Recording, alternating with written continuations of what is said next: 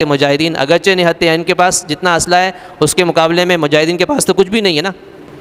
اسرائیل تو 1000 گنا زیادہ طاقتور ہے کیونکہ اس کے بیک پر تو پورا امریکہ کھڑا ہوا ہے. اسی وجہ سے کوئی ملک آگے آنے کو تیار نہیں کہ امریکہ سے کون پھٹ ڈالے. تو اس لیے اتنی بڑی طاقت اور یہ اتنے تھوڑے سے لوگ، لیکن اللہ تعالیٰ نے جذبہ ایمانی ہے، اسی کا یہ نتیجہ ہے کہ اللہ تعالیٰ نے ایسا زبردست ان کو مزاحمت کی توفیق دی ہے اور بتا دیا ہے کہ بھائی طاقت کے بل بوتے پر لڑائی نہیں جیتی جاتی، بلکہ لڑائی جو جیتی جاتی ہے وہ کس بل بوتے پر؟ وہ انسان کے حوصلے عزم کی بنیاد پر. ایمانی طاقت ہو، حوصلہ ہو، عزم ہو.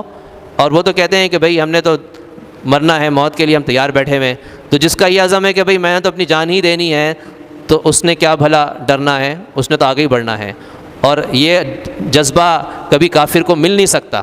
اللہ تعالیٰ فرماتے ہیں یعلمون کما تعلمون، یعنی جیسے تمہیں تکلیف ہوتی ہے، زخم لگتے ہیں، ایسے ان کو بھی لگتے ہیں. وَتَرْجُونَ مِنَ اللَّهِ مَا لَا يَرْجُونَ، لیکن تمہیں ایک اور چیز حاصل ہے جو ان کو حاصل نہیں، کہ تمہیں اللہ سے امید ہے، ان کو اللہ سے امید نہیں ہے.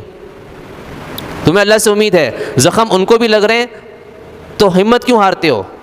وہ بھی تو زخمی ہو رہے ہیں، وہ بھی تو مارے جا رہے ہیں، اور تم بھی زخمی ہو رہے ہیں. دونوں میں تو اس لحاظ سے تو کوئی فرق نہیں ہے. وہ بھی زخم سہ کر مقابلہ کر رہے ہیں تو تم بھی زخم سہ کے مقابلہ کرو.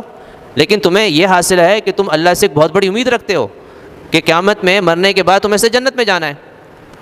اور ان کو تو یہ امید ہے نہیں. انہوں نے تو اپنی ساری ان کی جو ہے مطمع نظر وہ دنیا کی زندگی ہے، اس کو بچانا ہے، اپنی زندگی بچا کر کرنا ہے کام.